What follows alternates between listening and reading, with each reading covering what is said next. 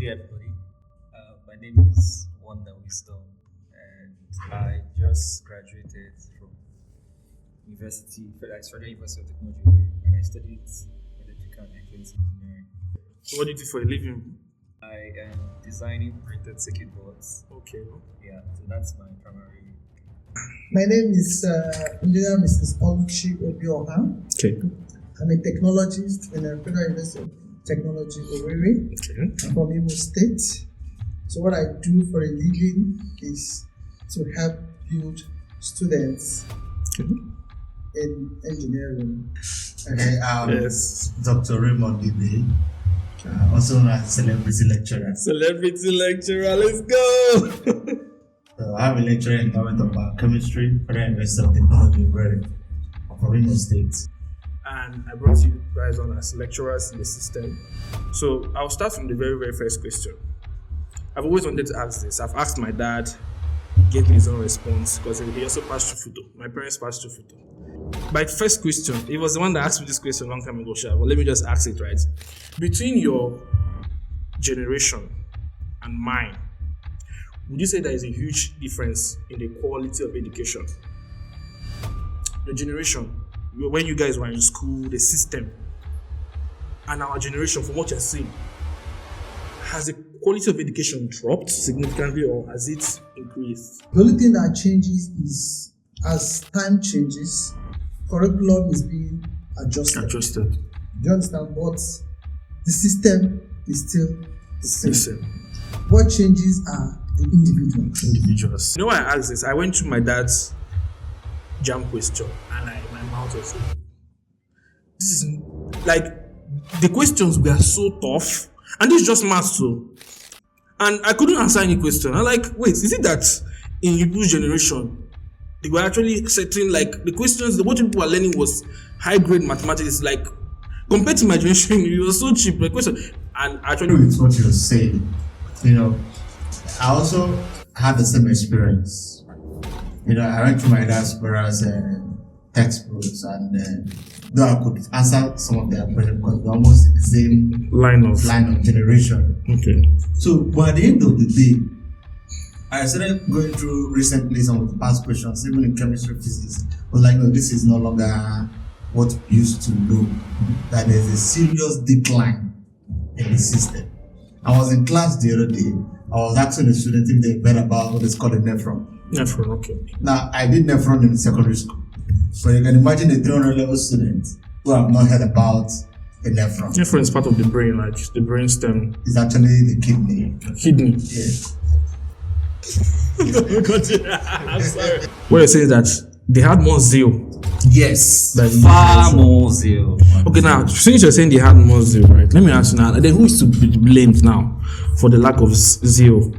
Who is to be blamed for this lackadaisical behavior amongst students in the secondary school, university? They don't care about education. But who is really to blame? Is it the parents, the lecturers, or the students themselves? So you're saying it comes from the home. It comes from The lecturer don't have any role in this. well, we the lecturers. Okay, let me tell you what Yeah. we do. Yes. The people I see are the people I work with. The work with. Now, class is fixed for 8 a.m. and somebody is coming to class by 9:30, 10 a.m. When I was in school, once it is 8 a.m., my lecturer closes the door.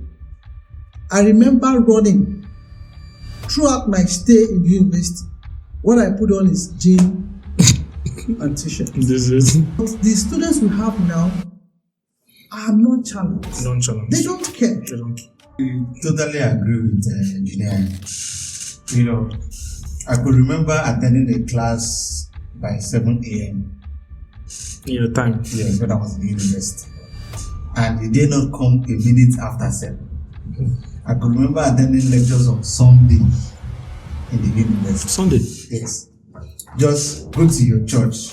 By 12, you should be back. The lecturer will tell you that you're in school to learn. Your service in church should not last more than 2 hours.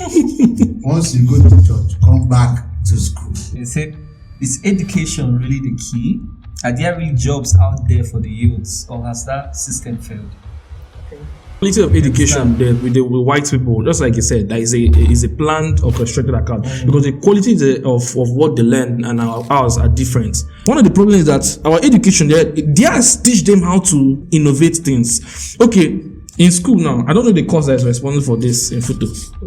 Yeah, polymer. Most of them don't know how to create this. The machine to create this that is engineering students, they cannot make it. We import these things into the country. Like I tell my brother, I feel like we are educated. I don't, not to sound disrespectful, but I used to call ourselves EI, educated illiterates. We're educated enough to have conversations, but we're not educated to innovate. For me, the bedrock of education is innovation. If you've gone to school for 18 good years and you cannot create anything, your education for me is trash. Concerning controversies, some is real in the university system. What do you people say about lecturers who engage in sexual activities with female students to pass them for grade? Do the school cover up for the lecturers? Do you people as colleagues cover up for the lecturers, or you people expose them? The university is structured. There are penalties for all of this. So, but sometimes the students are not bold enough to report. Why? Because they themselves didn't do their own part. If you ever have the opportunity to expose A lecturer. that is actually guilty, there's proof and it's evident, it's clear that this person did this, and the person is your friend, would you? You're putting a knife on my neck. Are lecturers being paid poorly? Is that the reason for the lackadaisical, I don't care if you come, is that the reason for their lack of enthusiasm towards teaching the students? Is it because they are paid poorly? And what do you think is the minimum amount a lecturer should be paid? A satisfactory amount. What's up, guys? Welcome back to Bigger Thought Podcast. I'm your host, Max Celebrity. And yes, today is the first time I'm revealing my face on the podcast. This is the face behind the Max. This is the face behind Max Celebrity and the brand itself. And today we're going to have a very wonderful topic and discussion today. As you can see, my left and my right, you're seeing new faces, right? Yeah. How you guys doing? Okay. Is the weather too cold? It's moderate. We're transitioning. Rain has been falling for 1 week now. Nobody's clothes have even dried. So I'm wondering how we're going to do it.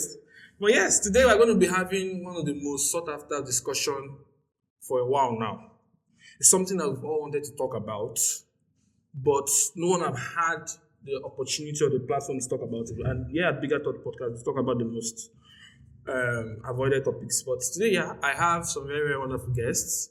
Please give us your name, what you do for a living, and yes, basically that's your name and your profession, and where you're from. Thank you. Starting from you. Okay. Good day, everybody. My name is Wonder Wisdom, and I just graduated from university, Federal University of Technology, and I studied electrical and electronics engineering, and I'm from State. Okay. So what do you do for a living? So I Still finding your feet, right? You just came out. Yes, I just came out, but I am designing printed circuit boards. Okay. Yeah, so that's my primary career path. Okay. Nice to have you on Wisdom.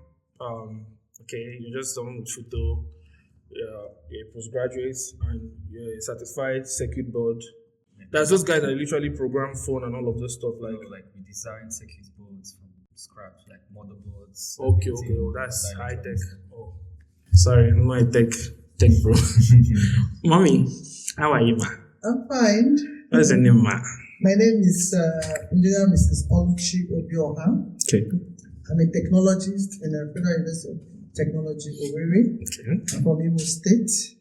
So what I do for a living is to help build students in engineering, electrical to be precise.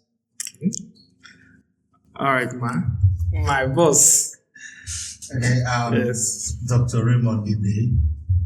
Also known as celebrity lecturer. Celebrity lecturer, let's go. So I have a lecturer in Department of Biochemistry, Federal University of Technology, from Imo State. Okay. I welcome you guys all to the Get Out podcast. I'm very, very happy to see your faces. I'm very happy you acknowledged my invitation request. So today is going to be a topic on the educational system. He's a postgraduate, I'm an undergraduate. So we're coming with our own point of views. And I brought you guys on as lecturers in the system. So I'll start from the very, very first question. I've always wanted to ask this. I've asked my dad. He gave me his own response because he also passed through Futo. My parents passed through Futo. That was how they met, and that's how we are brothers, by the way. This is my other brother, my only brother. That's how we came about to be. So we've had this discussion, but we've not actually had it with these people in the system. My first question, it was the one that asked me this question a long time ago, Sha, but let me just ask it right. Between your generation and mine, would you say there is a huge difference in the quality of education? Your generation, when you guys were in school, the system, and our generation, from what you're seeing, has the quality of education dropped significantly or has it increased? And yeah,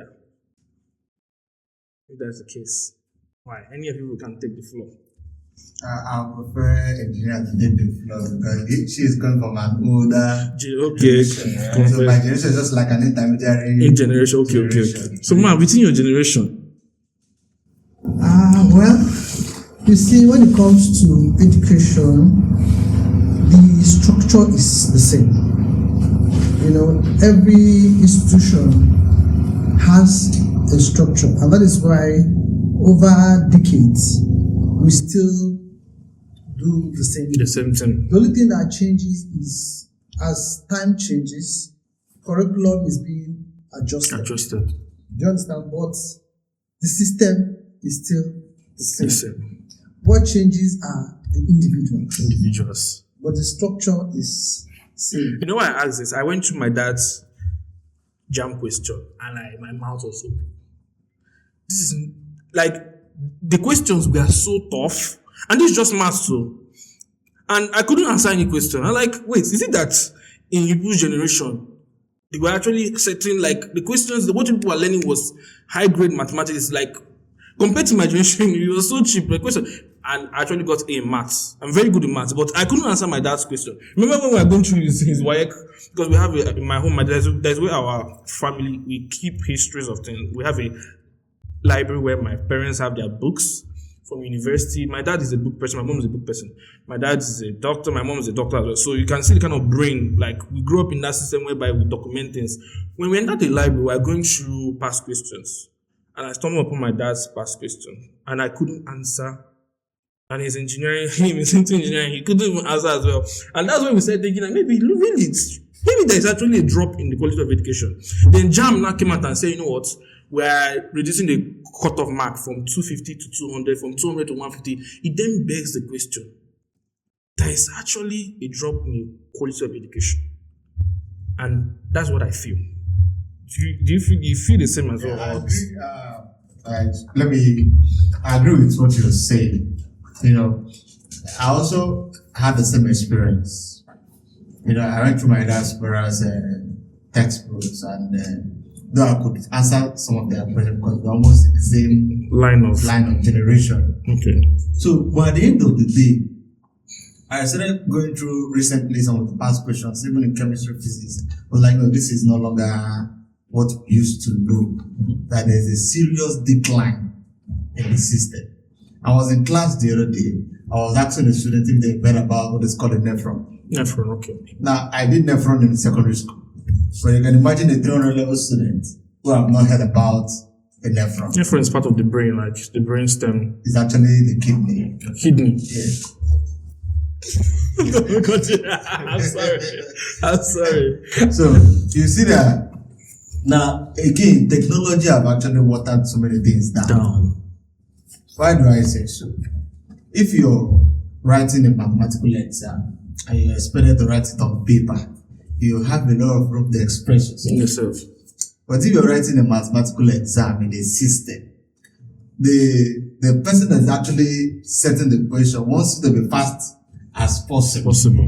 Look at me. So they water down those questions so that this is things you can solve without maybe a calculator, or you don't have to do so many calculations. Just by saying it, you should be able to talk about which answer should give you the right answer. But during our time, mathematics, physics is done on paper. So you have to express yourself, you have to calculate, you have to, try as much as possible to get the shortcut. But the system, writing exams on the CBT exam, have also declined the education. The education. So if you talk about the system is also still the same. The same. But the approach they are using currently have actually, watered down the knowledge that is passed to another generation. And also, if you look from our generation, you also see that the lecturers in that generation are more knowledgeable than lecturers. That's very, very true. That's very, very true. Are more knowledgeable than lecturers now. If you ask for so many lecturers to admit this, so what you just admitted, and that's honesty. That's very, very true, because it also boils down. That's time. Okay, we just I think a year or two ago we did our industrial training. So my dad took me to Regions Hospital because he knows the MD there. So for me to do my clinical posting, he met his lecturer, and it was such a profound, wonderful bond moment. Man is old. That man is a neuroscientist. And when somebody said, "That's my boy," he's talking to my dad like that, and I'm like, "Okay, where is your boy?" And I understand it, and I love that union and the way they just connected. I could tell that this was my dad's favorite lecture. Where have you been since? And all, and the man was talking. I was hearing words I've not heard. The good use of English language, vocabularies, and all of that. And my dad was relating. My dad was even at the same pace, the same frequency, because I will not lie, my dad read a lot of dictionary and stuff. So sometimes he has to numb himself down to our level for us to understand, and he'll be using words like, "Don't people study? This age, people don't read." Growing up, he said, "People don't read." Back then, back then there was no hostel C, it was only hostel B or B something. Back then, we candlelight. And we are thinking this thing is joke. Meanwhile, it's true. And it just begs the question, like, truly, I feel deep down that it has dropped. Education have dropped. My mom still today, she studies like 6 hours a day. And like you said, technology. When you mention technology, I feel like it also affected the students, because students are distracted. Like my dad, okay, I'll give it logic. My dad will always tell us, we're not focused. Yeah, you'll be pounding on this focus. That's the one word I heard in my household. What do you mean by focus? Like, because I didn't really like, he was serious to say, we didn't have this. And for that reason, we actually bent down to study. But this coming in have pulled a lot of from the university, from the educational system. And yeah, wisdom. Tell me what you think as well. Their generation is different from your generation. I think we shared almost the same generation. What do you have to say about the quality of education? Are they right, or like you have something else to add? Well, from the question, say between our generation and is there like a huge difference in the quality of education? Yes, there is a huge difference in the quality of education.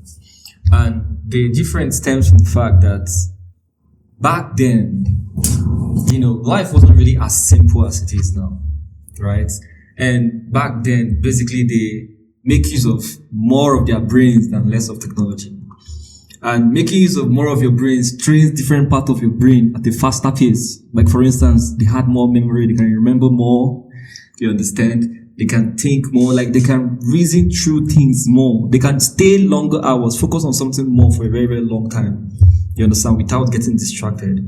And not only were they sturdy back then, but they had the capacity to handle life, more, circumstances in life, more, grief, all these things that in this generation we see online. People just come online and start being emotional and stuff like that.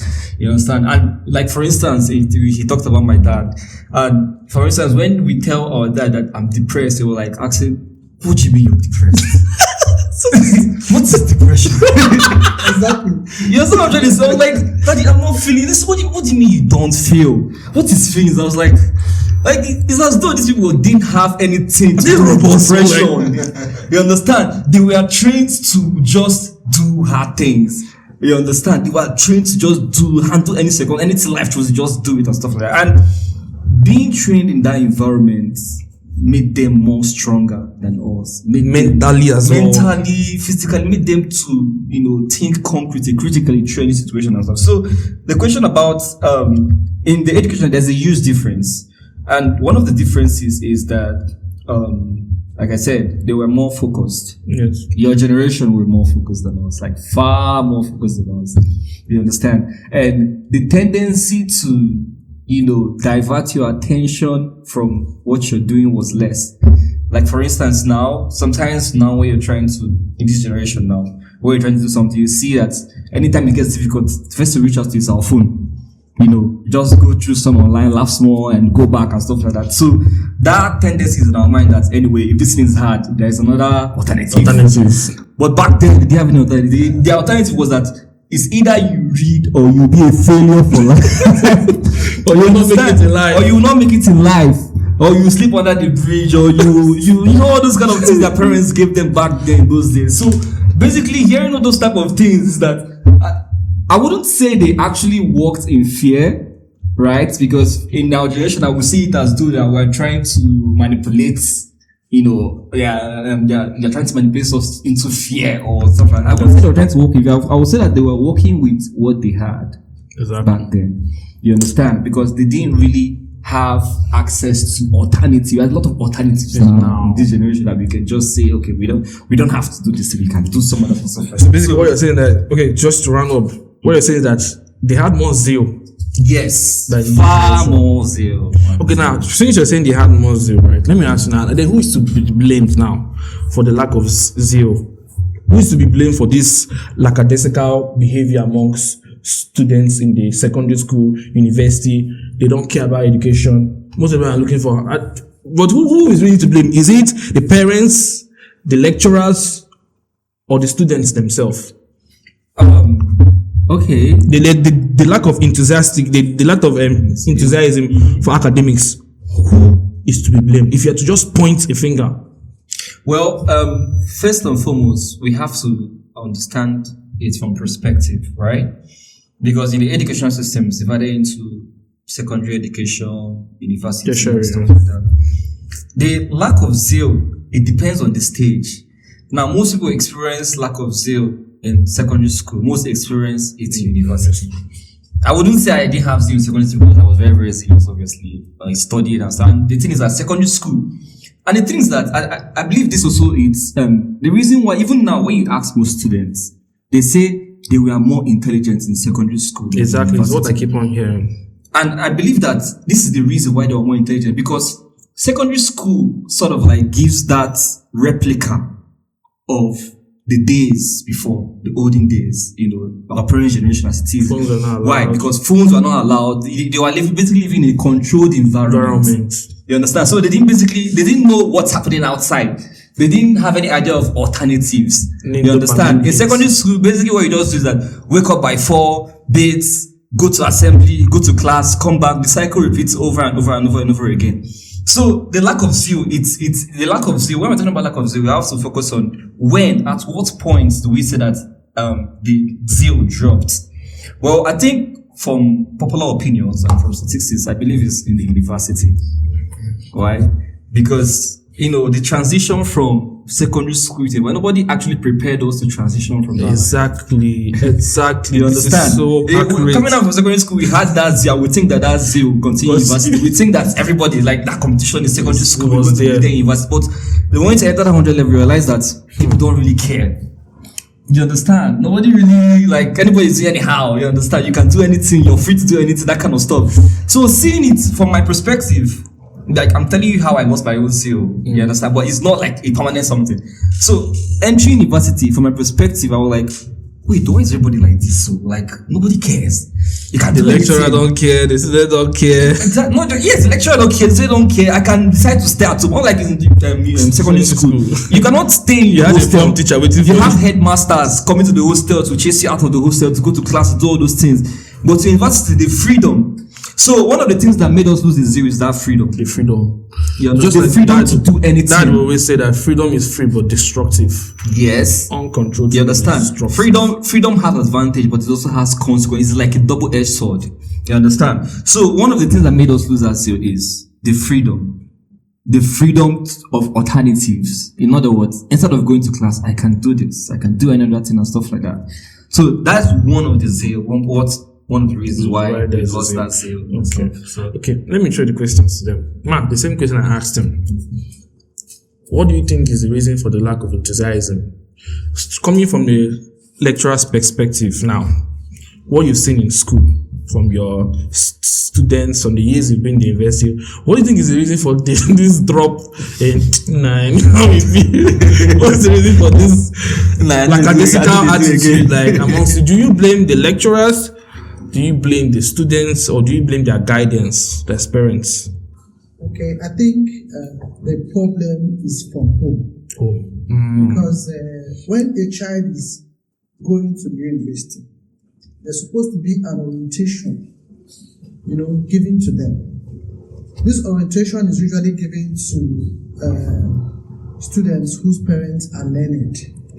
So for those ones whose parents are not learned, they come in and learn, copy What is already in the system there? the system is doing. But if there's proper orientation, like me that went to the university, I have kids when they are entering the university.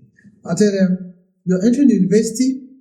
In the university, you will see the good, the bad, and the ugly. Good, bad, ugly. That's nice. So now, when you go there, I'm not there with you. The choices you make will determine your end. Know why you are in school. Understand why you're there. And know that you'll be there for 5 years. Then after 5 years, you have enough time to do whatever you want to do. So that 5 years, you're there to do what I ask. They say to study. To study.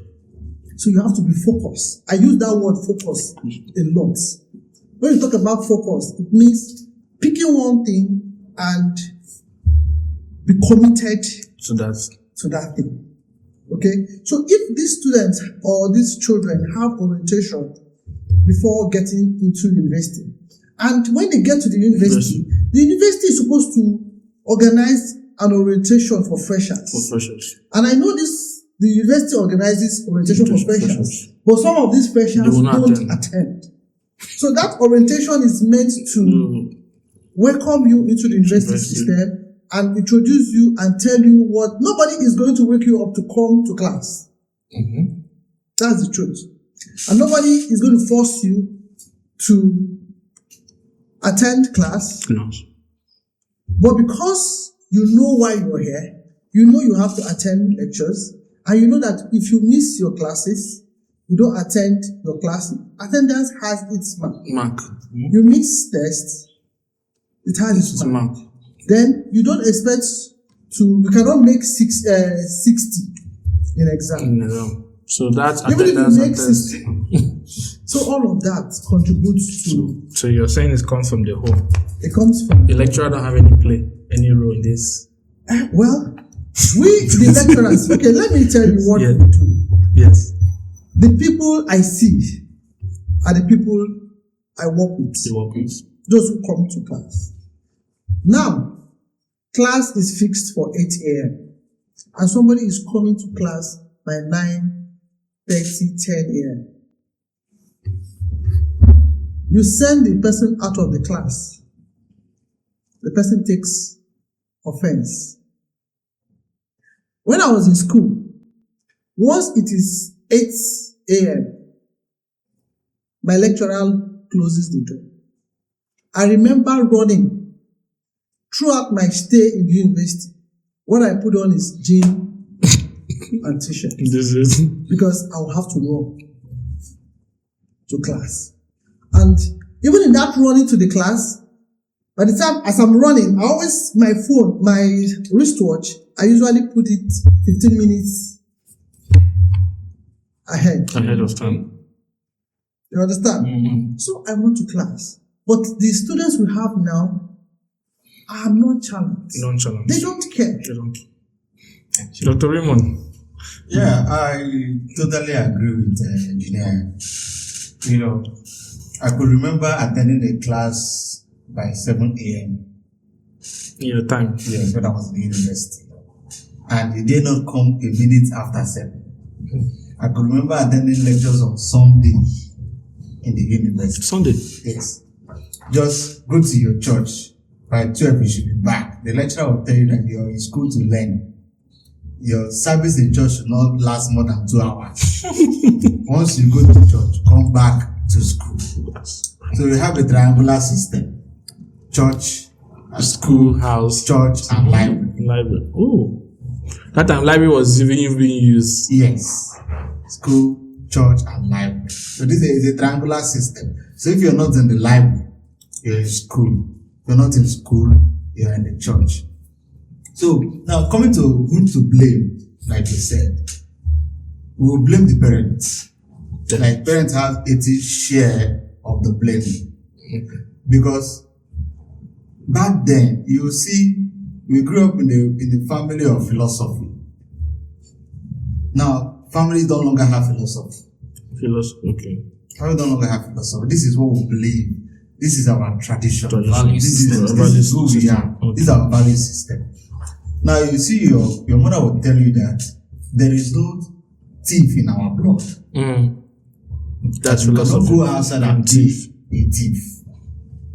Look at me. But these days, you will see a parent telling their child, go and learn Yahoo. Go and learn what they're doing. Go and learn what they are doing. Buying iPhone for the child in order for the child to go and be a thief. That is just, literally, that is what it is. Now, the parent don't inculcate this discipline to the children. A child will be crying for not having the phone. The parents will take their phone and give it to the child for the child to stop crying. Even now, at time, if you cry, they will beat you to cry more. And you just so it's not what I say is gentle parenting. No, now okay, of course. Now if you like during our time, it's a child because the children are very smart. Very. So they throw tantrums. They act and they watch how you behave. Yes, yes. You know, how you respond to their tantrums. So if you respond as a weak person, they captures that weakness. That weakness and use it against you. That's so true because that's what the Bible says, spare the rod. You spoil the child. That's very, very true. Now after that, the next place in the discipline is the secondary school. The school system. Now you see in today's generation, the teacher will flog the child. The parents will drive to the school. The parents will drive to the school to warn the teacher not in the presence of that child. Thereby giving that child more that impression that you can do more shoulder as the parents will, your mother or your father will. There's all these private schools, sure. Now at the end of the day, this it happen in public schools. Now at the end of the day, you see that the teachers in the secondary school are no longer encouraged to discipline to the children. Absolutely. So it's like a ripple effect from the parents. I was talking about ripple effect before we started the program. Yes. Now you don't see that come to the university, they come and dump the decades they've got some to us and they expect us to become a doctor who is curing the cancer. Okay, so you're talking about the dumpings, they'll come to university and they'll dump. Just like if you're as you're living your life, you know, there are lifestyle changes as you're getting older. So the character you picked growing up actually affects your old age. Okay. Now you see these people coming to the university as the dumping ground. So it is not the job of the lecturer to instill discipline. It is not the job of the lecturer to teach. Okay. The job of the lecturer is to lecture and guide you towards your own discovery. Okay. So you as a student must be ready to be a discoverer. So the job of the lecturer is to harness and make you see that direction. Okay. So our job is not to. If you like come to school, you don't want to come to school. It's not my business. Okay. My business is to come to the lecture room and lecture. If I'm done with my lecturing, I go to my house. Okay. So, but in the secondary school, you see that's why you have the instructors, you have the form teachers. you have the form teachers. All these are part of instilling that discipline and making you focus. I think I can also add to that. My own experience is if I'm to point fingers, I will point fingers at the environment and the system and maybe the lecturers. Let me start from the environment. I came from a private school, secondary school. Like my brother said, we are not even trained, we are not even exposed, they didn't tell us this is what we're going to meet though. All they told us that photo is the best, we're having photo and all of that. My parents were like, oh, you go. So I was like, okay, since my parents went there and they came out with good grades and they're very smart, I think it would be a nice place to go. And I came out, me from secondary school, I've been very, very smart, right? Rounding up, I think my math grade was very, very high. I mean, out of the exam we wrote, when you mentioned it's not possible to get 60 in exam, I smirked, if you notice, because my exam in maths, I got 60. I only failed one question, that was in test. So they had to redo the exam for me. My maths teacher back then, and that was what he has been saying to praise me to my younger ones. Even till now, he always pretended that as a student that my brother here was the best in maths, secondary school, the best graduate student in maths. So the brain is hot.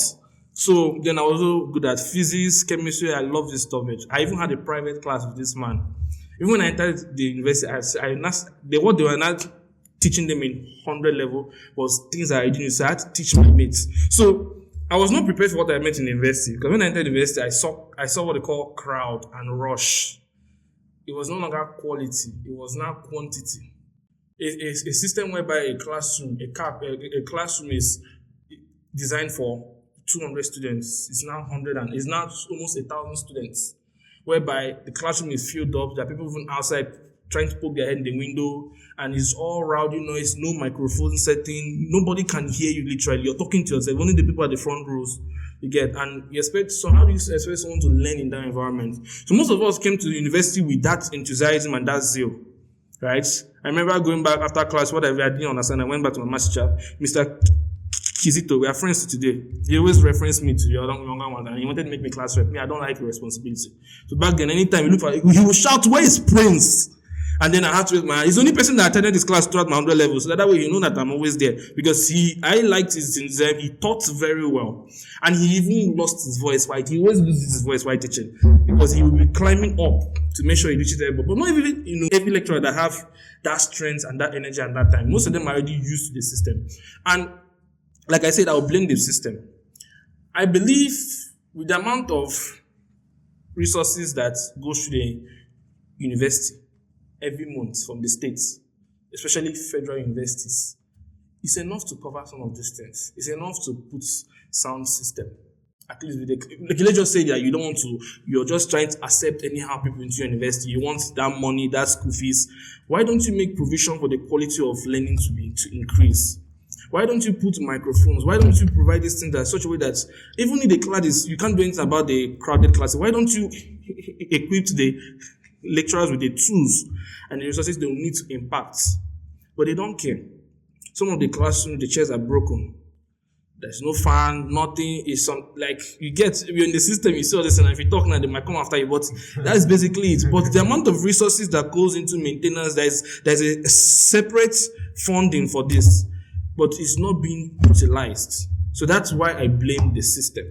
Then, like you said, it's also what the lecturer sees that they will accept. So most of the lecturers that have been in the system, most of them have already spoken about this, but you can't cry more than they behaved. And then from time to time, they also lose that spark. Most of them also have that enthusiasm to teach. But then seeing that the system is not even trying to listen to them, most of them lose the spark. So to give you an instance, there's a new lecturer that came to my department. He's actually a consultant in Federal Medical Center. He's new. And how do I know he's new? He comes to school with projector and laptop. This is someone that is coming from a system where they were taught very well and he wants to impart to students. But since last semester till now, I've noticed the drop in his consistency. When he came, he was super excited. And they're not even paying this guy. He's just doing it out of his own, zeal and the impact on these young ones who want to enter the medical field. He's very consistent. He comes with projector. He comes with a stand for the projector. That that anytime this man is in class, we don't miss his classes. Because when he was explaining things about the brain, the cranium, it was so sweet. For the first time in my life, I found myself in jaws, highly focused. And that was one of the courses that I excelled well. So most of us who have lost that zeal, when we saw a lecturer that is very, very, interested in all of this and taught very well, it came back slightly. And my mind was like, God, if only all the lecturers can teach like this. If only the system can provide this thing, you will see a quick restoration in the educational system. So my blame is to the system, and I'll still blame the student, like I said, like everybody have agreed. Most of them don't have this they have this lackadaisical attitude because most of them are trying to make money. I will blame the system in the sense that everywhere is lingering poverty. We don't have that quality of life your generation had. Your generation could be on 200k salary that could, buy you AC and all those things, and change will remain. That time, Naira had a strong value and stuff. Your payments could last. Like you could see that this money could last, and you could do a lot of things. But right now, and you could pay your kids school fees. Change will still remain. No, you will now put food in the household. But now, most of these kids that are coming to school, their parents can't pay their school fees. So most of them are their attention is divided into making money to fund them. That's where that fraud comes in. Because I'm close to a lot of some of these guys. They can't run school alone without money.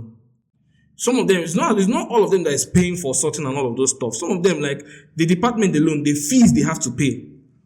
Most of them I know someone that's in school now. He's an orphan. He's paying his school fees by himself and he's doing fraud. Should I tell him to stop fraud? And then he'll be like, how do I then sort out my bills and all that. So most of them, their attention is divided because they are trying to make money through fraud and they're trying to do school. And I used to tell them, you can't do two things at the same time. You have to give one attention to one master. And that's what I believe. So the attention of the students are divided in the fact that they're trying to make money because the economy is poor and they have to take care of themselves and feed and prepare for life after school. At the same time, they still have to focus on school, which they're not doing a very good job. Can I say something? Okay. Now, we are an opposing generation. Yes. And I'm just here, you just told me that my generation had it better. There have never been a time a generation had it better in Nigeria. Every generation came with their own challenges. Now, the difference in our generation is contentment. Absolutely, The difference in our generation is contentment. Contentment. Now, you see that, for example, now, a lecturer who is doing a legit job is making the salary is being paid and is living in maybe a 2-bedroom flat or in a 1-bedroom flat.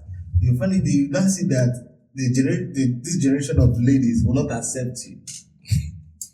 The generation of ladies will not accept because they are no longer interested in that little money that you're having. They want to show by they can able to use iPhone 17 because of the competition. Unhealthy competition. Now you now see yourself, what will you now do? And as a man, you need the woman for stability.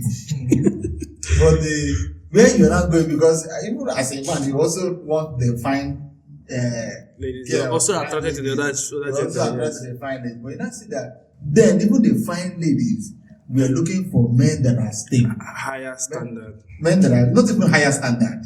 Men that can provide the basics. Because then what the parents will ask you, can this person feed my child? Can this person feed my child? So you see at that time the most important thing is, are they able to feed? Not if they are driving motor or not. Yes, exactly.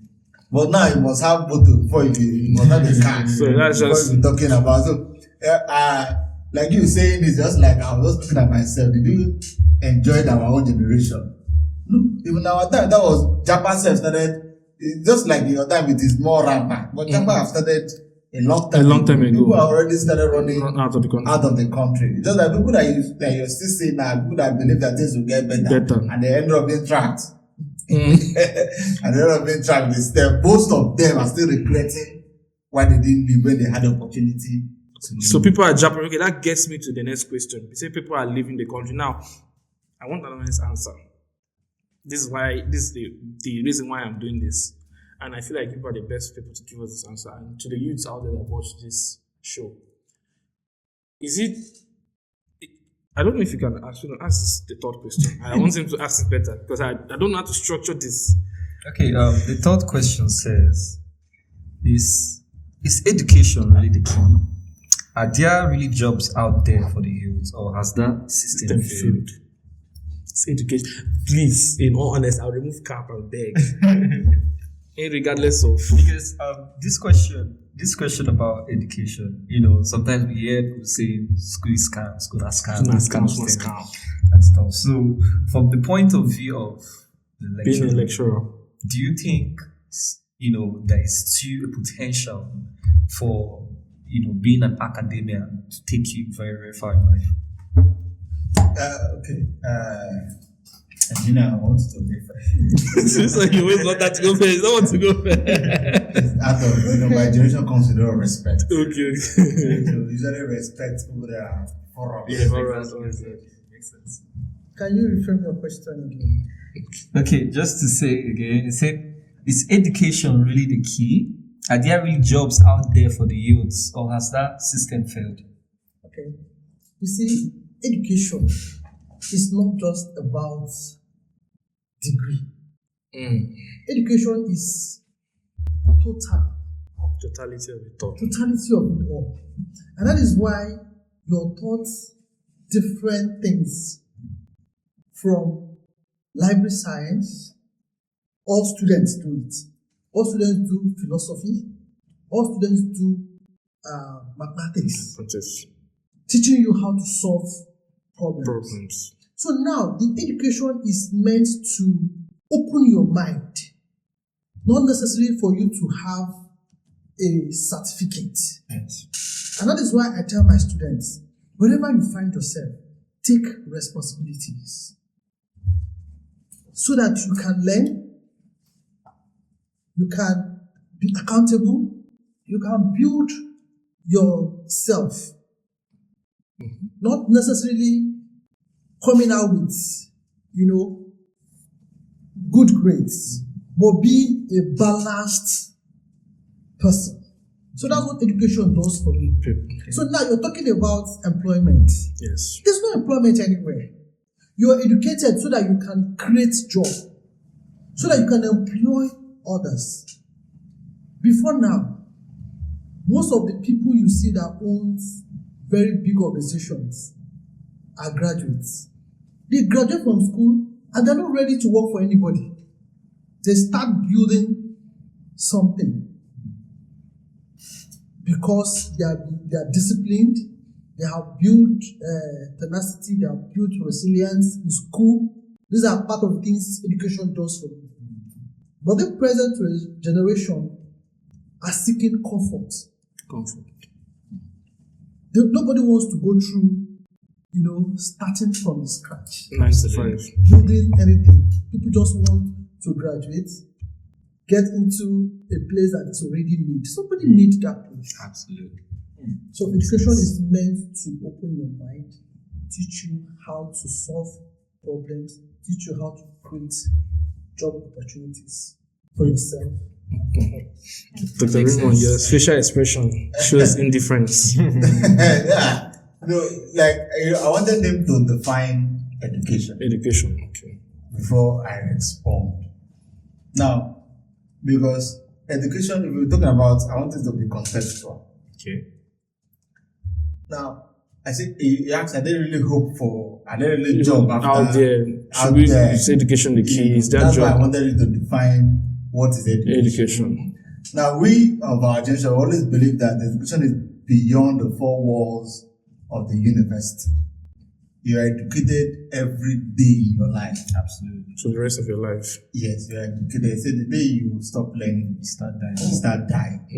So learning is part of man. When I mean man, I mean human being. So if the university system in those days when the colonial masters came, what are the kind of education you were exposed to? Secretarial studies. Why did they expose us to secretarial studies, not science? Because then you're not allowed to read science books. You're only allowed to read religious books. Philosophy. You're not allowed to go into philosophy. Are you serious? You're not allowed to go into philosophy because going to philosophy opens your mind, Absolutely. and they don't want your mind To be open. Yeah. Are you serious? So you are exposed to an education that prepares you for the kind of job they want you to do for them. That's wild. It's So just it was something- actually a deliberate. Well, of course, it was deliberate. Tell me why you write IELTS exam after 2 years, it expires. Does it mean that after 2 years you're no longer speaking English? IELTS. Okay. Yes. Does it mean that after 2 years you're no longer speaking English? So this is a deliberate system. So education we are talking about is not just classroom education. Education is all encompassing. Yes. Now, if you say, okay, education is a scam, but education have also taught you to say education is a scam. What I'm talking about education. Let me simplify, like degree.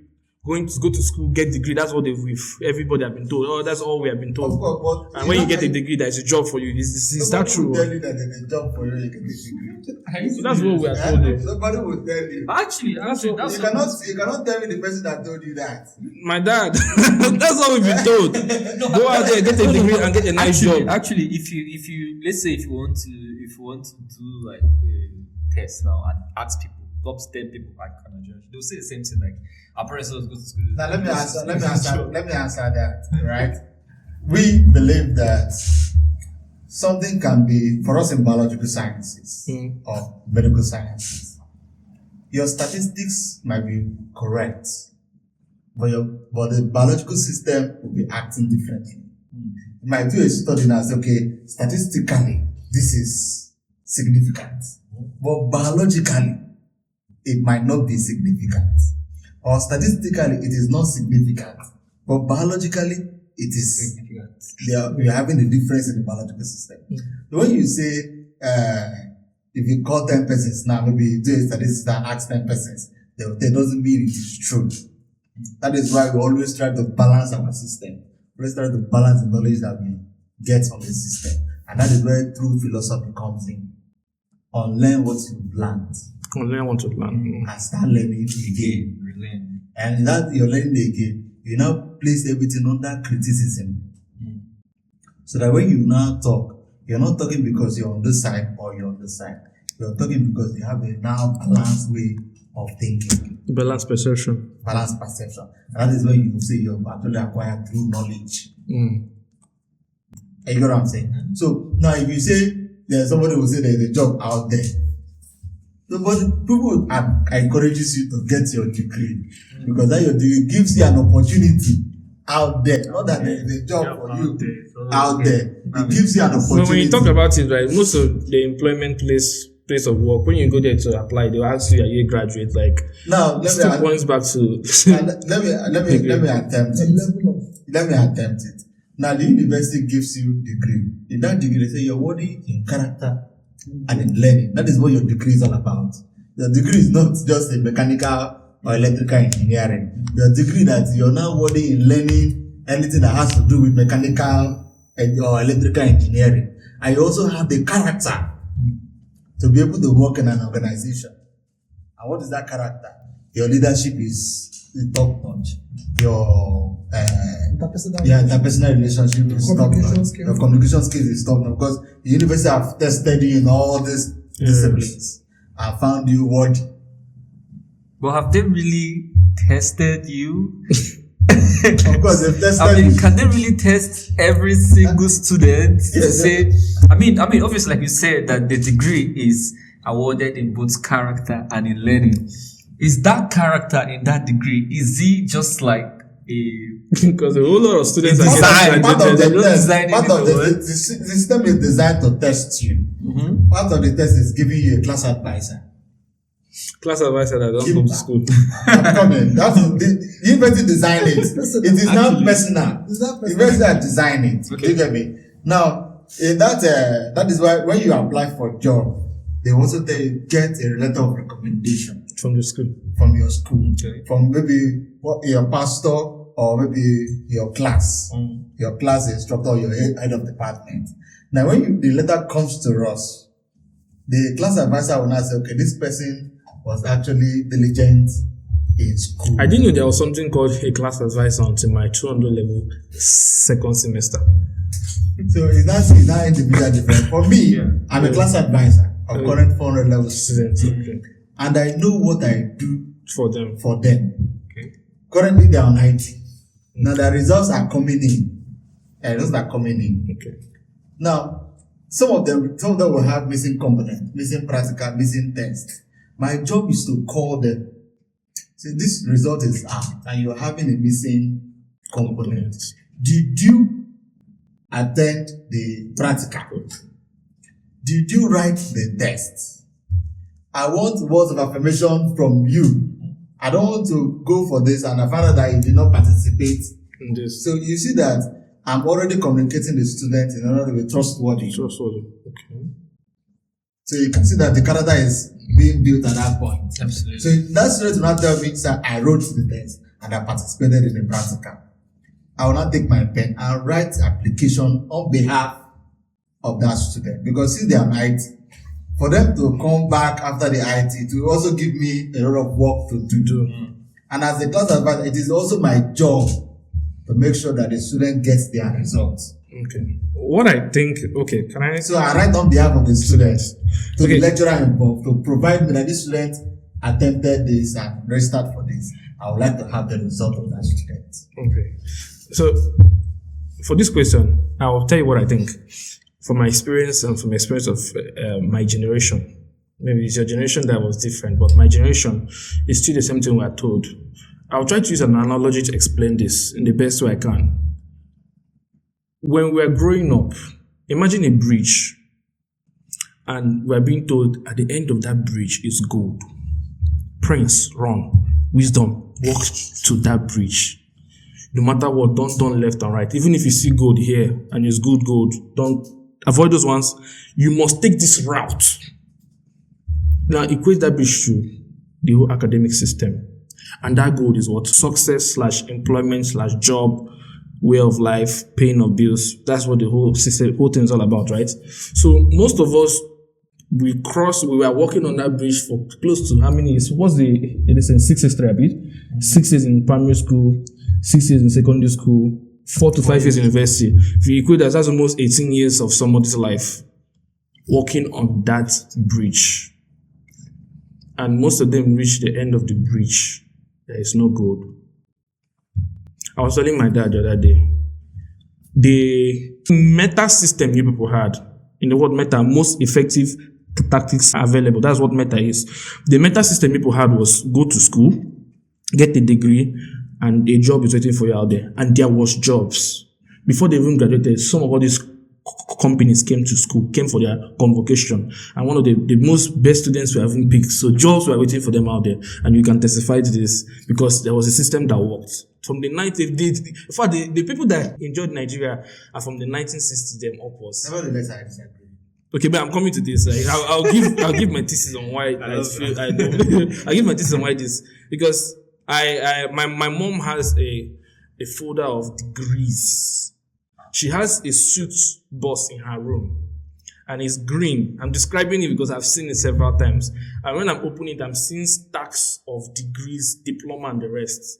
She has WHO certificates.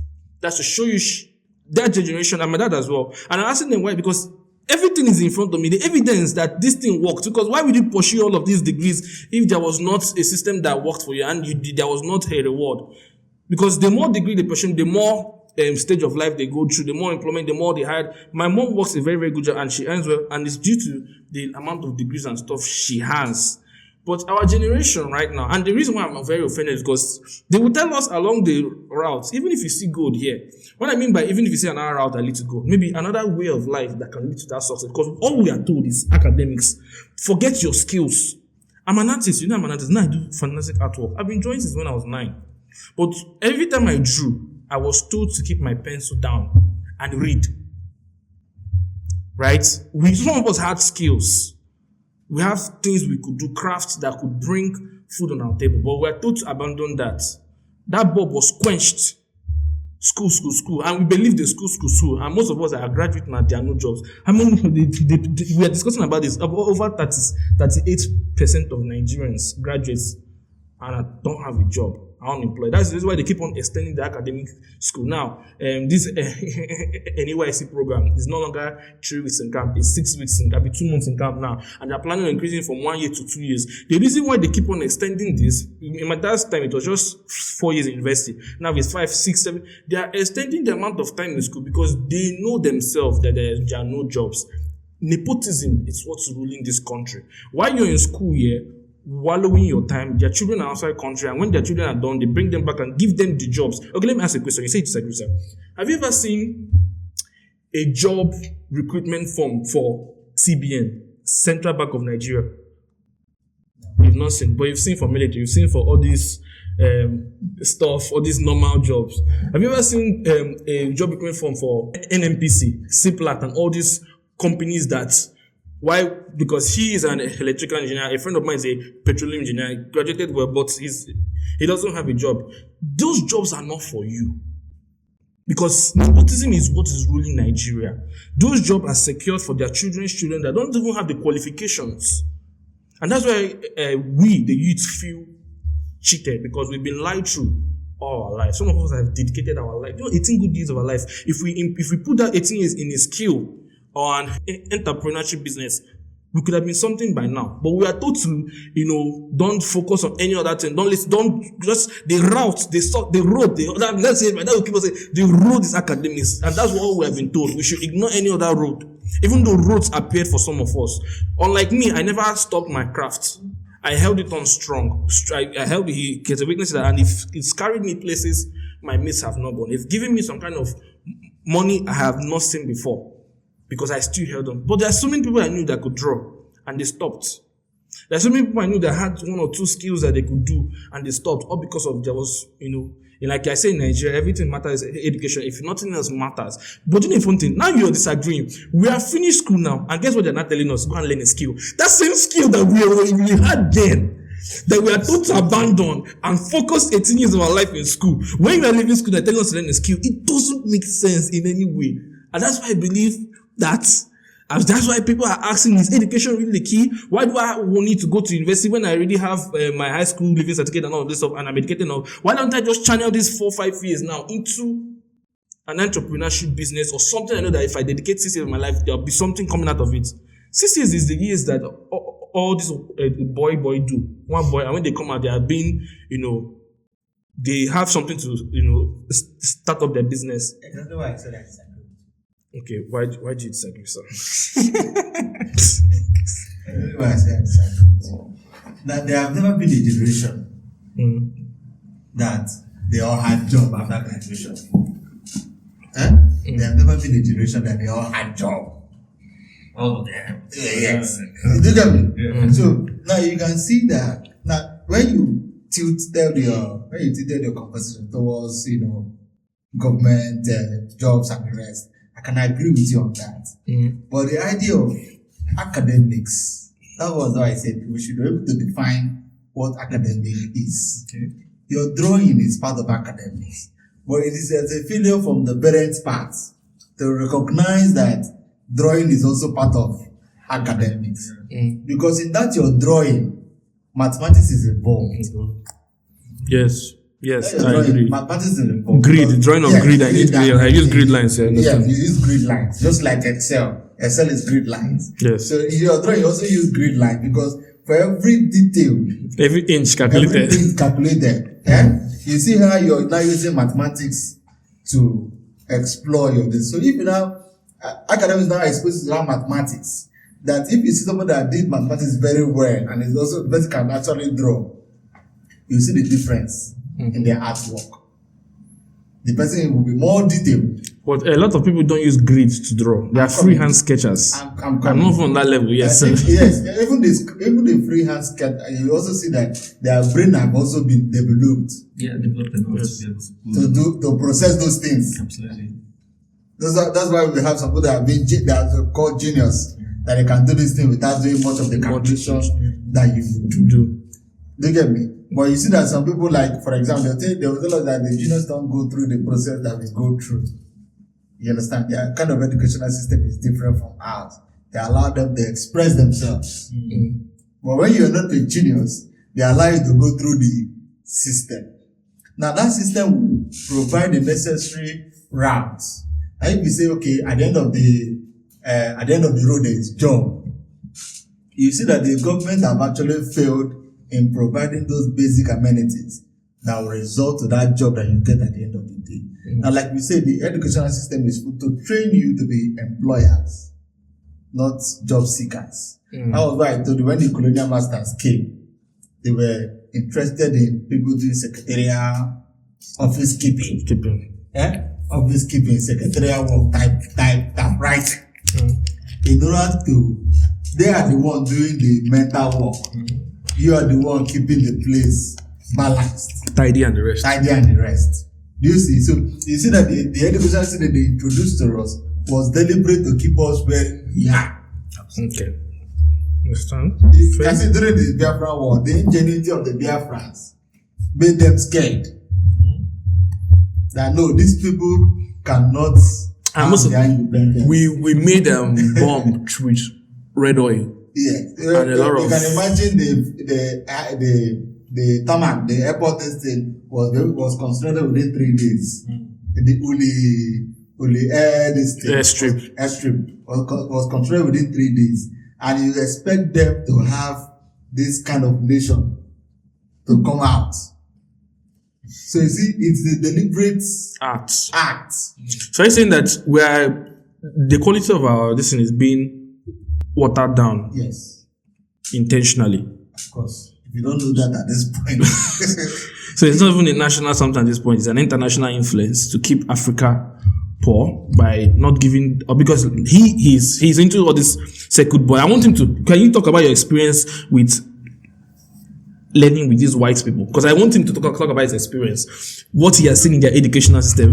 Talk about this before I talk, because that's why I brought him on here, because he has a lot of experience. So basically, before I go there, I have to explain my transition from being an unintelligent and non-serious kid to where I am. Because initially, at first, when I graduated from secondary school, remember I had that zeal and stuff like that. But when you enter university, all of a sudden, that zeal drops. You understand? And one of the primary reasons for that drop in zeal was, I think I wrote it, I said, awareness bring about an expectation that things could be better. Because I came out of secondary school, I became more aware of systems outside. I mentioned earlier that secondary school is an enclosed system. You don't really know that there is a better way of doing things. But when you come out and you become exposed and you now see your environment, you say like something wrong. You know, that comparison, you start comparing, right? And I said, but when that expectation is not met, it brings about disappointment, which also makes someone lose their zeal. Exactly. That is exactly what happened to me. But after time, I realized that because when people say things about environment, I realized that environment is always this environment, let's say Futo itself and how things are done, it's always going to be this way. You understand? We cannot say that, we cannot just let environment change us. Because we are human beings, right? You're not staying in that environment forever. You're just staying within that amount of time. You understand? But before I got to realization, I had failed was, I basically had up to 13 carryover courses to tell you how bad it was. And it was 200, 300, 400 level thereabouts and stuff like that. But that 500 level, I started coming to the realization that, see, if the country or the system cannot give you that environment, you have to create that environment for yourself. You understand? Either mentally, because I started mentally, because I started seeing myself as, see, the environment is bad, but I can create a mental box where I'll put myself inside that whatever is happening outside that box, it's not my business. If they let everybody be a failure, it's not my business. You understand? But I realized that late. I realized that after failing.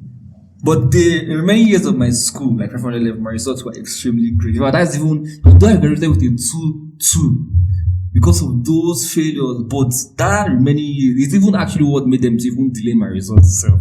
Because we were like asking, how is it all of a sudden someone, when you see the result, they'll say all of a sudden they find out you started getting good grades. They thought I was doing like I bribed or something like that. But after graduation, working with people, I realized that there's just the way these people think. And even some point I started feeling insecure because I'm a black man and you're working with more white people and stuff like that. You feel that kind of like this one way ahead. And obviously they are way ahead. You understand? Very, very, very, very much ahead and stuff. So you have to do a lot of things to catch up, a lot of studying, a lot of, I'm like asking, these are things that, this thing I'm learning now after graduation, I could have been taught this in secondary school, but they didn't teach us this. I had to go back to learn a lot of things to catch up. It requires a lot of reading, a lot of studying and stuff like that. So there is a huge difference, a huge gap with the way they are thinking. You see that the way they are thinking in everything project they try to do, they plan ahead, they factor in contingencies. And their education, you're seeing it in real life. Contingencies. When they are doing something, the most primary thing is maintenance. Like for instance, when they are building a structure, they're factoring the frequency of maintenance. You understand? Like I was telling my brother, I was telling him the other day, that when you look around, why is it that in every building, everywhere you go, like even in this compound cell, you will see this moss on the ground, algae and stuff like that. I was like, is it that people don't know that there is a way to get rid of this thing and stuff like that? Or when people are building structures, they build structures as though that once they build it, they are done with it. Until it reaches a point whereby that structure failed. That's when they now start doing corrective maintenance.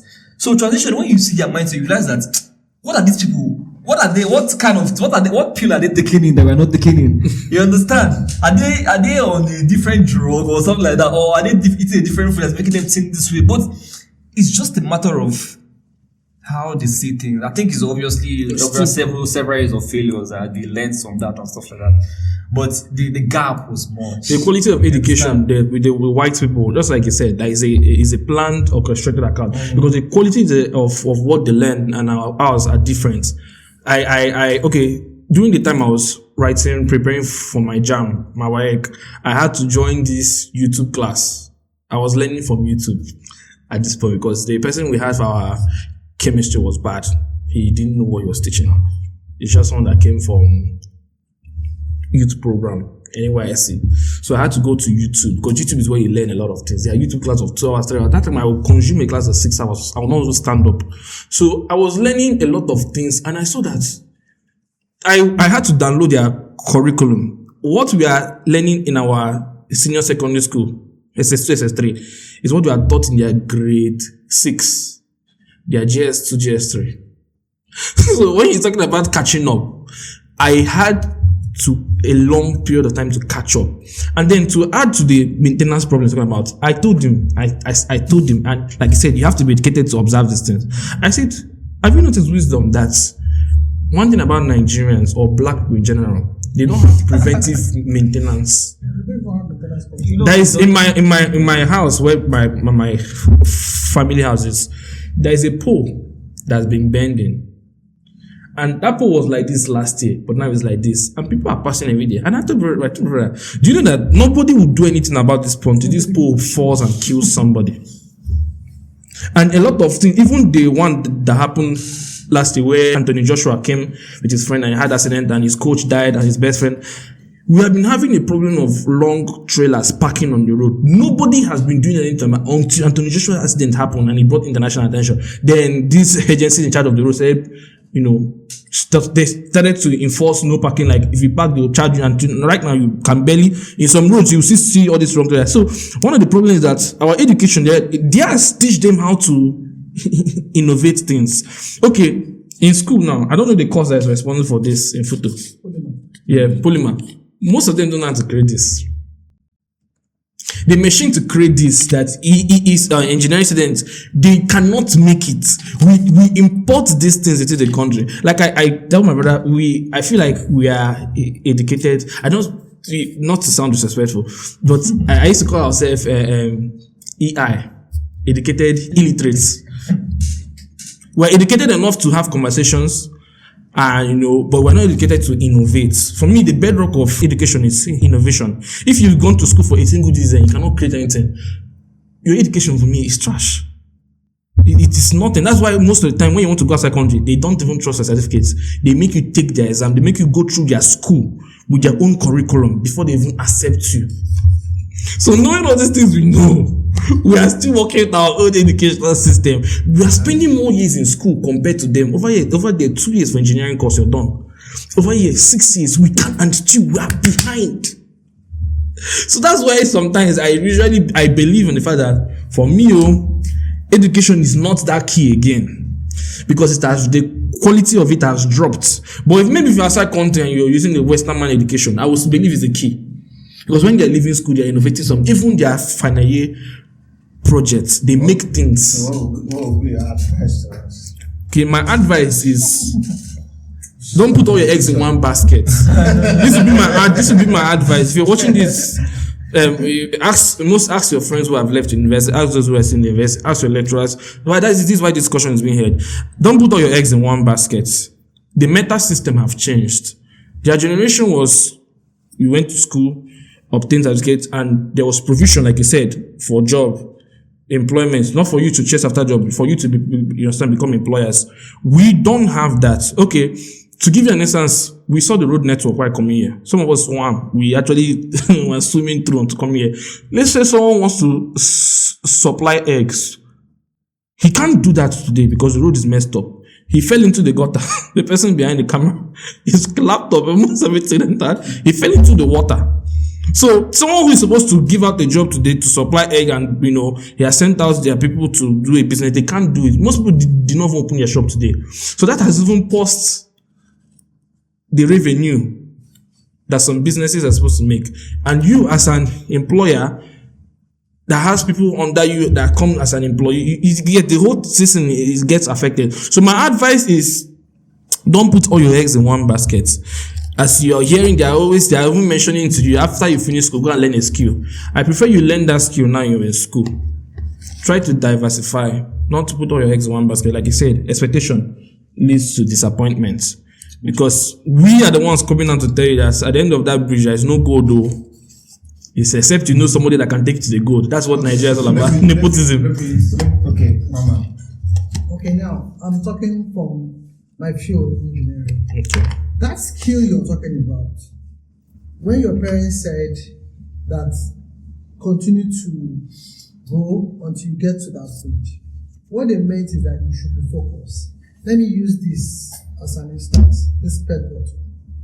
In photo, we have the machine that blows this PET bottle. Then polymer students, after they have been taught, they're expected to go home and practice. In that practicing, that's where you're building the skill.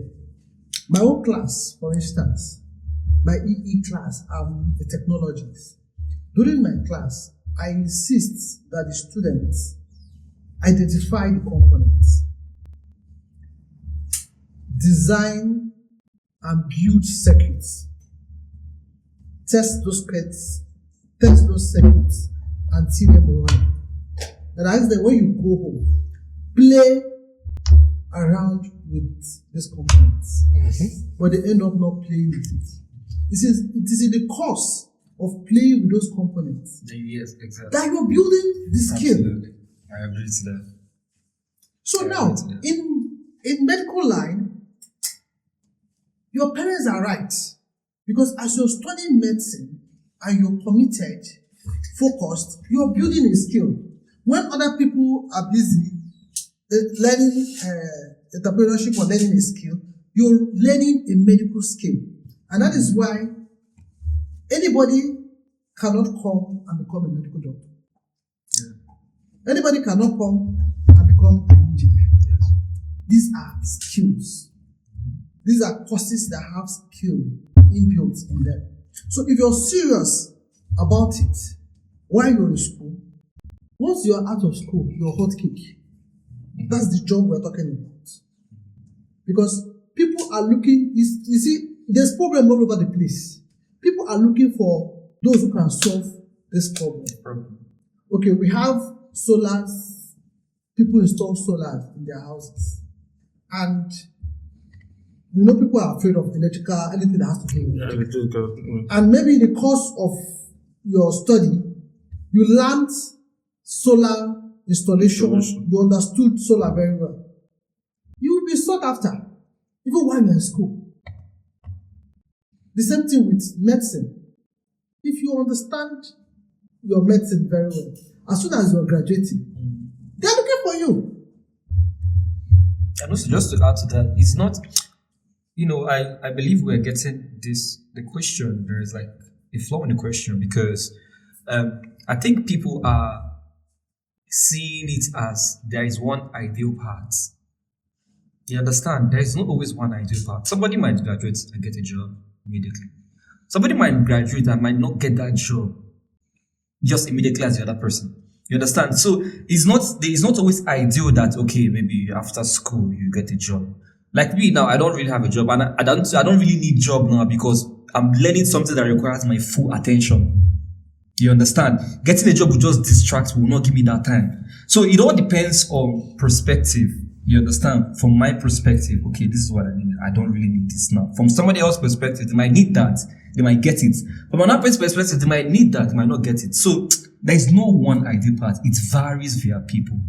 You understand? But for the large majority of people that leave school, they're expected to get a job. It's not even. They're not trying to. I agree with you. Why I said I agree with you?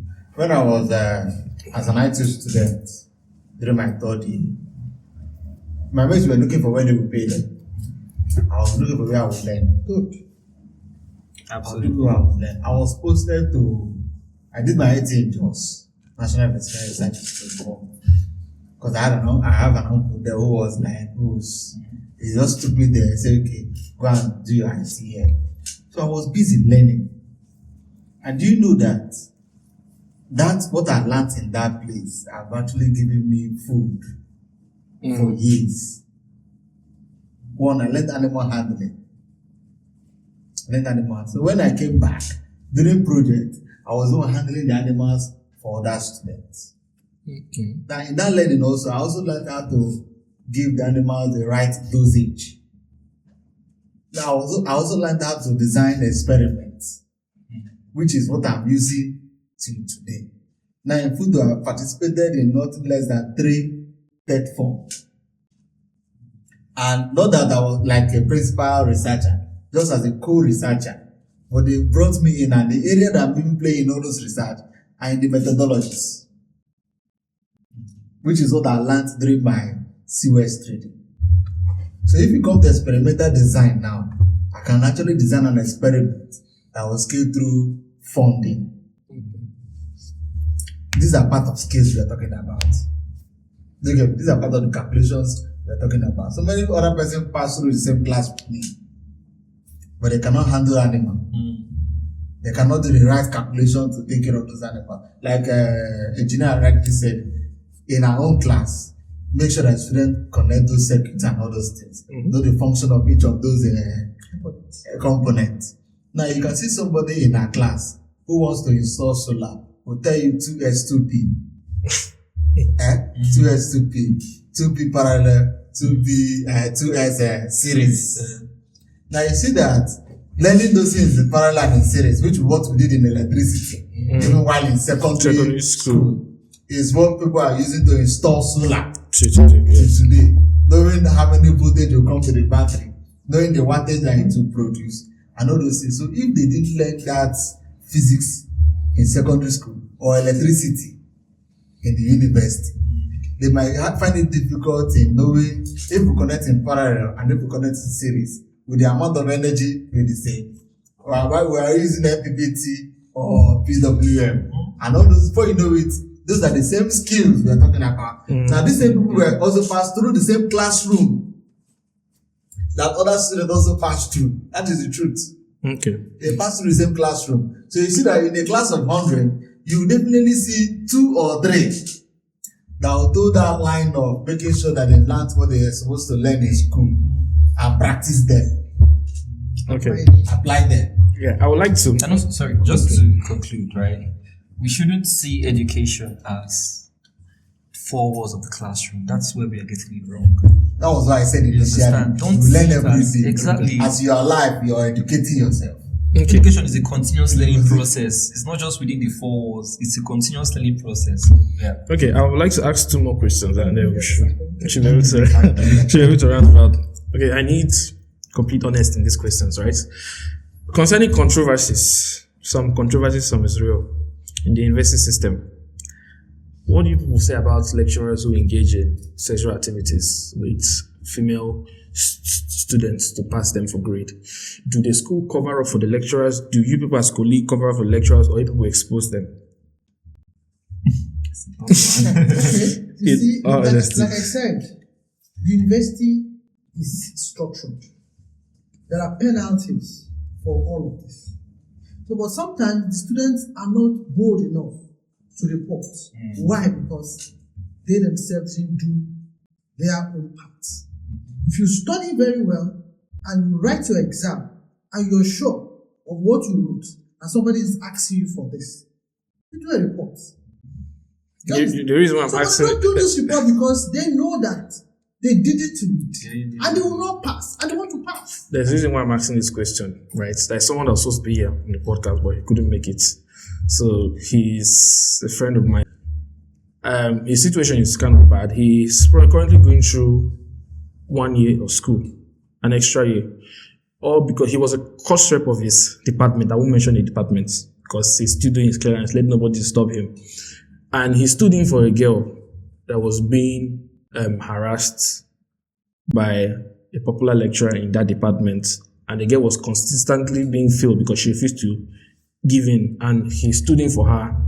Got the man reported.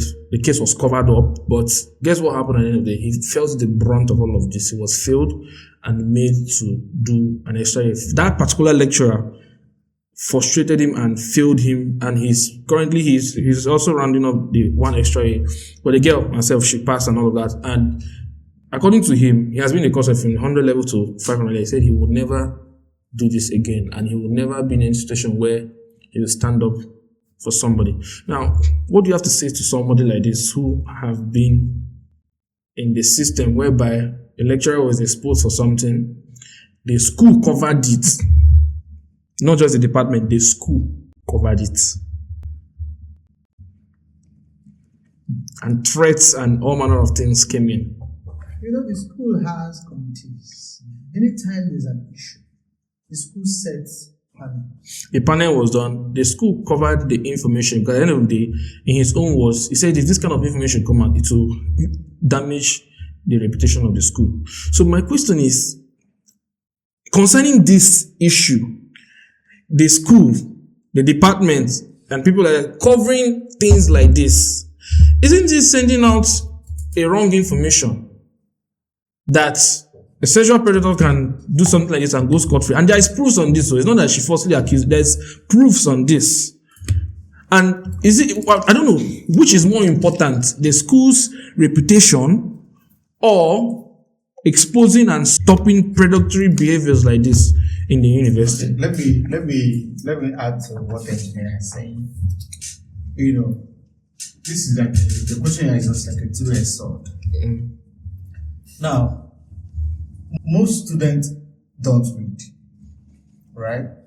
Now, if you ask them to bring out the booklet of that student, I agree with you what you're saying. I'm not disputing what you just said, but I just want to have a balanced way of looking at it. Now, there are so many times that students have chased clowns with the idea of a lecturer asking them out, which is not even true in some cases. In some cases. Now, as a male lecturer in the university, you are at risk. 100%. As a male lecturer in the university, you are at risk. Whether you are engaging or you're not engaging, you might not even be there when you'll be discussed. Now, students can just, when I came into Fudo, one of my colleagues said a student was talking with themselves, and they said that she went with me for a picnic in Enugu. And the last time I went to Enugu was when I went for my position. That was in 2008. was when I went to Enugu for CTL. And at that time, I don't even have any student Friend or friend. something. So he overheard the conversation and called the girl and collected the girl's phone to dial my number. So after dialing my number, I found out that my number was not even on the girl's phone. So how are you communicating with this person that you went to picnic with? So I told the girl, okay, provide this person's number that you're communicating with this person. And let's know how you went to picnic with this person. So the girl couldn't provide it. So that was how that case ended. He was just telling me later. I didn't even know. Another one happened. This one was a colleague. I'm just telling my own story. Like, this is camera. I just said, this is a colleague. Reporting me to another colleague that I took script to a female student's house. I was like, when did this one happen? You see that we are not even your own fellow colleague can actually damage your reputation. So when my friend told me, I didn't even confront, because if you confront, people will think that some people that have not heard it before will say, it is true, he's a young man, and we have this prejudice in the system that once you're young you're capable of doing it, you're guilty before innocence. All crimes in the university. Absolutely. So I didn't confront. So later he now called me, like, found out that I'm not happy with him. I told him yes, because he spread a false information about me. He said yes. He later discovered that it was not a female student, it was a male student. And you don't know my relationship with the male student. One, because I was coming from Umuahia when I got it, because I was working in Umudike before I got a job in Futu. So I was usually transport before getting a place in the way. I was traveling to Umuahia, so I was sleeping in the bus because of the tiredness and all those things. Because you come for invigilation, and in Futu you stay for all the day for invigilation. So I have a relation who is studying in Futu here. So when I come to Futu, after the whole job and everything, if I have script to mark, I'll just sleep in my cousin's place. After marking, I'll return the script, then travel back to mine. So I might come to Owerri on Monday, carry script, mark, return script on Tuesday, and travel back to Umuahia. So, and after when you find out that it was not a female student, because once it becomes a female student, every eyes just open. So when you found out that it was not a female student, did you go back to that same person to tell him that it was not a female student, or it is a male student? So whatever impression that you've created on this person based on my image, the impression is still there. It's still there. And this is the only one that I'm aware of. What about others that I'm not even aware of? So, okay, I understand your experience, but concerning the ones that's actually true. Now, the one that is actually true. Because there's a video that is going viral whereby they barged into the lecturer's office. The girl was already naked, screaming, and they were chasing the man. They found that the man jumped from his office. And, they caught it on video, and it happens to students. There are a lot of... Yes, like you said, yes, these things are happening, and every system tries to cover up information, whether you like it or not. Yeah. It's happening in Nigeria, it is happening in Africa, it is happening in the Western world, it's happening everywhere. Because every system will want to protect image. Do you get it? So, whoever it happens to, have the courts to approach. Yeah. It's just like in Nigeria, we're not encouraged to approach the court. Do you get it? Because you say, you go to pay lawyer, you pay this one. How long will it even last in? Because of the sense of they might not even get the justice, and they spend a lot. Get the justice. Okay, there's one that happened currently where somebody died in the minister's house, and they're covered. And the parents of the girl coming to say they don't want to investigate further. They swore affidavit. And again, they have other female colleagues also, female lecturers that are capable of taking such information. Because whether I like it or not, the female lecturer don't want to hear anything about sexual harassment. So instead of you to go through the right channel to approach a female lecturer, you're approaching a student who cannot even pursue the case. No, he was not just a student. He was actually in the he had a position in SCG or something. So she felt like he's a student. He's a student. See, we have Dean Student Affairs. Who covers for anything that has to do with the student, and the student reports to the dean wherever that is necessary, and the dean will look into the matter. This story we're going to. He said he wants to finish anything that has to do with the school first, so that I know that nothing is holding him back. Then he'll come and talk about everything. Yeah. With full what details. happened? It was my project student. So because of as a man, I also have my own other engagements outside the university. But we're also looking for second option to make more money. So because I was not there to read her work when she wanted me to read her work, she started saying that maybe there's another thing to this. She went to report to her class advisor, who called me, asked me how was this student, or how is the performance of this student. And I responded that this girl is the most intelligent one in my group, and she's diligent in her work, and her diligence will be rewarded. So this was me talking innocently, not knowing that there's an investigation already. It was an innocent conversation. So the lecturer now, for what I just said, that means I don't have intention of victimizing this girl. Because if I had said, I don't mind that girl, she's not serious, she's this, she will not have in mind that there's probably a trace of victimization here. But because of me, I actually vowed before getting the job that on no account will I victimize a student. Even if you insult me, we will do our insults separately. But when it comes to your script, I will mark you the way I'm marking every other person. I don't think so many lecturers have that. So at the end of the day,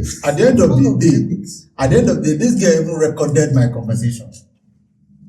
She recorded my conversation because she called me. I was trying to explain to her how the project, or giving her tips on how the external examination, kind of possible questions, guiding her towards the project. So I told her, if I put this thing on your record, so that you can replay back what I'm saying. Maybe if you're reading, I found out that I said something that you can no longer recall. You can go back to the record and play it. So that is already on record. I was like, you're recording without my consent. But I just waived it because there was no interest. It's interesting. Do you get me? So after the whole thing, it was the following day, and I found out the reason why she was recording me. If I told her to come to my house for maybe a conversation on the project, they would have taken that as a context that I'm inviting her to a private place. Okay. So because I didn't say that, a month later, she sent me a message that she saw me in her dream. She saw me in her dream. And I was like, okay, what happened in your dream? We Africans, when you say you saw your dream, you want to know if I died in your dream. Let me see if I will start praying to rescue myself.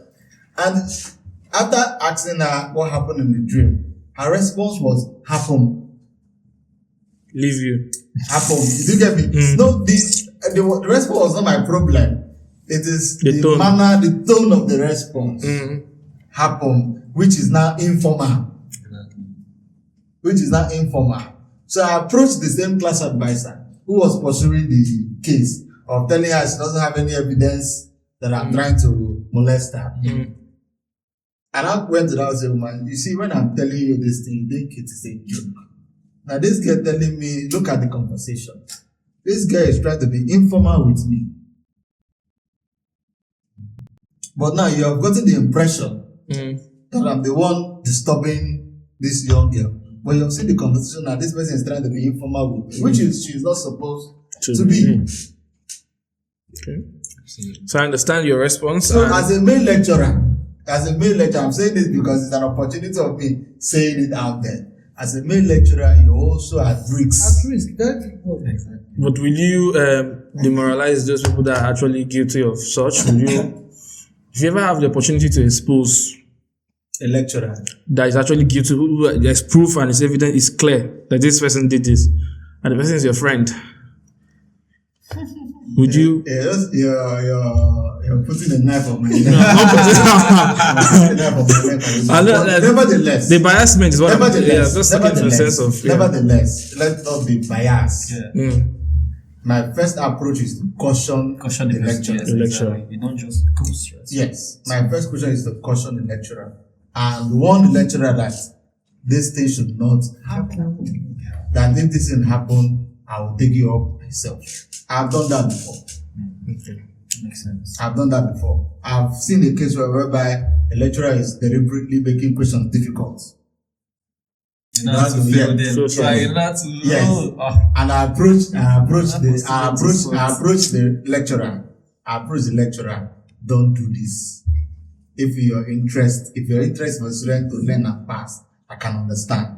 But if your interest is for the student to fail, come behind, it is very, very wrong. Okay. Whatever you've thought, ask your question Exactly. the way You thought. you taught them. Don't set it because you want to take advantage of them. Because as a lecturer, we usually give students area of concentration. Yes, area of concentration. Area of concentration. And I've been in a white man's class. The white people are even more simple than us. Very simple. I've been in a white man's class where they give you a question, they also give you the formula. Yes, they So give the exam has come with formula. Comes with formula. Yes, tell you to use this formula and apply because their most interest is, do you know how to I apply? understand. I Like do. they are trying to test That is what I said in the beginning of this show. But I have tried to bring such into the system, into our own system, but I find out that people will fight you. You see what I'm saying? I want to add to this. You see what I'm saying? That the way they were taught not just theory, but the practical aspect. Why else just theory? But the thing is that we're actually quite smart too, because we are taught with know your brain and know how to do it. That's why most times if we go outside country, critical thinking, that's why most times if Nigerians go outside country, we actually excel there because we actually have the foundation of everything. We just don't have the practical aspect. That's why when we go out there, a lot of Nigerians that immigrate are very successful. But over there, like I said, their system is, this is how to create this. This is used for containing this, and this is how to pour water into this. Our system is, this is this. And, well, if you're able to create, you add this and that, and you're able to do this, and then that's our system. That's why it doesn't work for us here. Until we go outside country, then we now get the equipments and everything, and we're able to now practicalize this. Okay, I understand that. Then, to bring us to the last question before we round up. Sorry, let me, sorry for contribution. Let me also say this. When, as a male lecturer who is single also, you might see somebody that you like In the university, right? in the university. Yes, I know someone that married his cousin. Now, Yes. if after maybe engaging in a conversation with the person rejects you, and you come to the exam hall, doing your job as a normal lecturer, the girl will feel victimized. She will feel victimized. She will feel like you are just there because, for example, if you're afraid, you won't look at the distractions in the wall. Okay. That is the truth. If you've read your book, you bend down and write your exam and leave.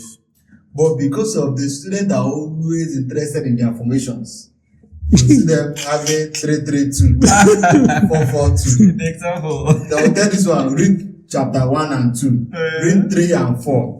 Now you as a lecturer coming to the hall, maybe as coming to the hall, you separate persons. Put them because you know that these two people are friends. If you keep them to keep communicating. You're talking and if you separate them, disrupt. if you separate them, that means you're victimizing them. Victimize them. While you're just doing your job. That is why we as lecturers, it's also a risk for us. It's also a risk because the university knows how to call malpractice. That's the truth. Then the final question before we round up. I want honesty. I don't know if you'll be able to be honest with me. I've always been honest. No, this one has to do with them speaking out to the system, and I don't know if. Well, we will not mention the university involved. The question is, are lecturers being paid poorly? Is that the reason for the lackadaisical, I don't care if you come, is that the reason for their lack of, enthusiasm towards teaching the students? Is it because they are paid poorly? And what do you think is the minimum amount a lecturer should be paid? A satisfactory amount? Are lecturers being paid, from a lecturer's perspective, are people being paid poorly?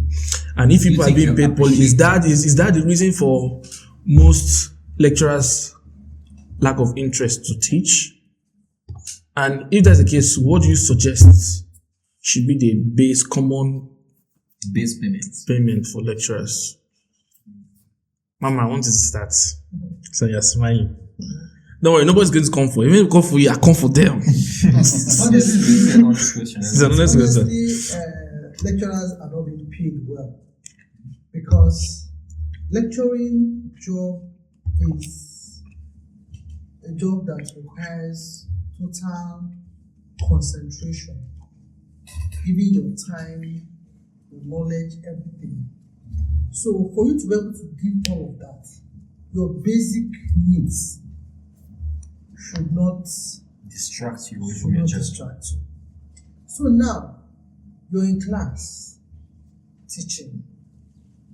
Your landlord is calling you.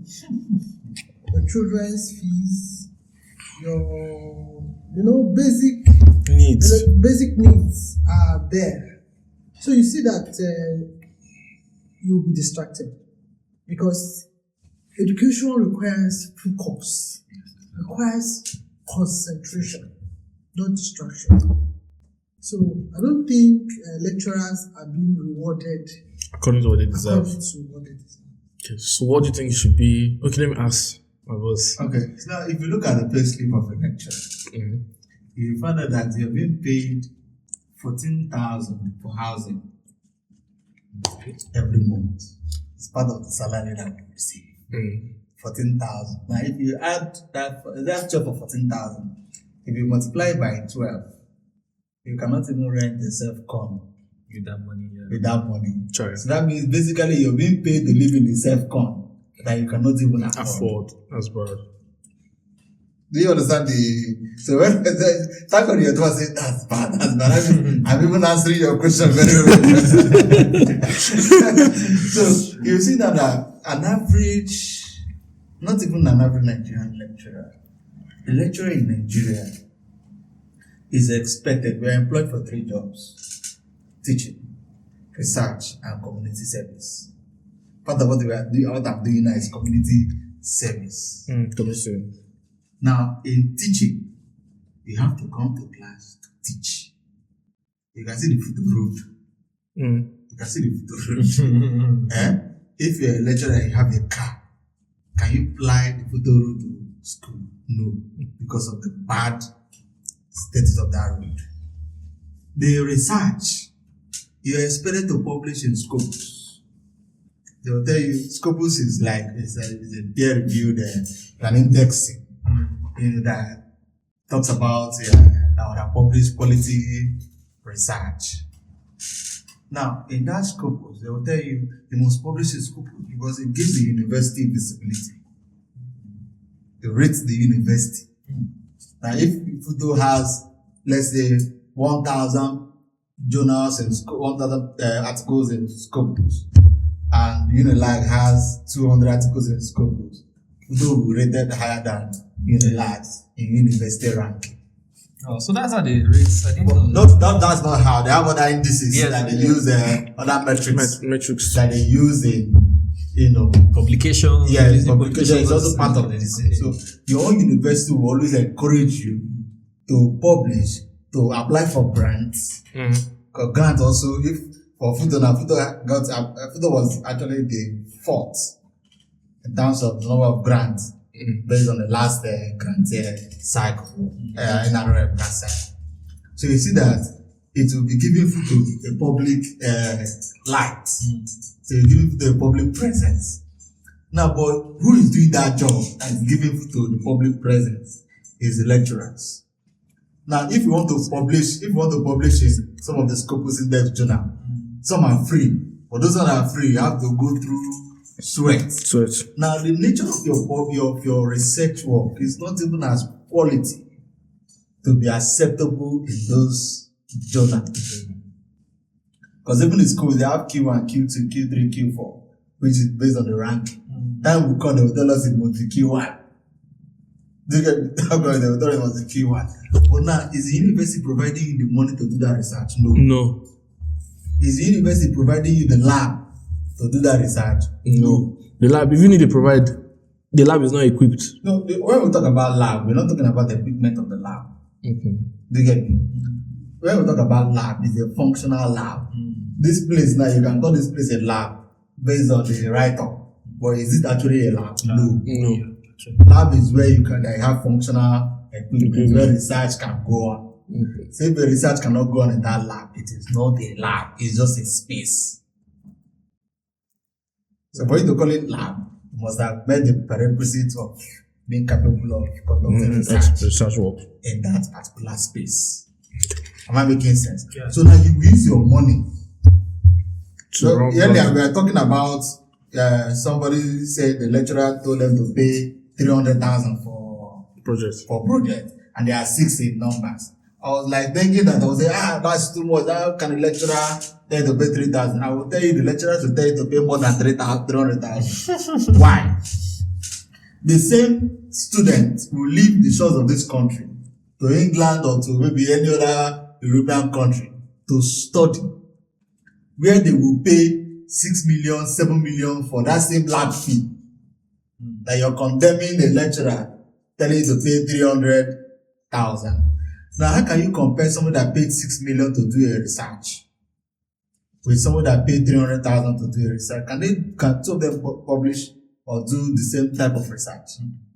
They cannot. I was telling somebody, even to buy for us in biochemistry, even for you to buy a kit, an ELISA kit, let's say you're working on diabetes and you want to buy a glucose transporter kit, you spend nothing less than 1 million to buy one kit. Now, if you have 6 students paying up to 300,000, can you buy that kit? If you buy the kit with nothing left to do the work. So that means, and that's the kit is just a part of the work.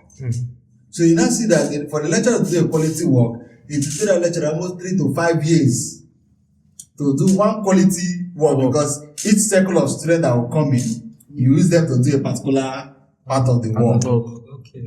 Instead of that, but now your promotion is every 3 years.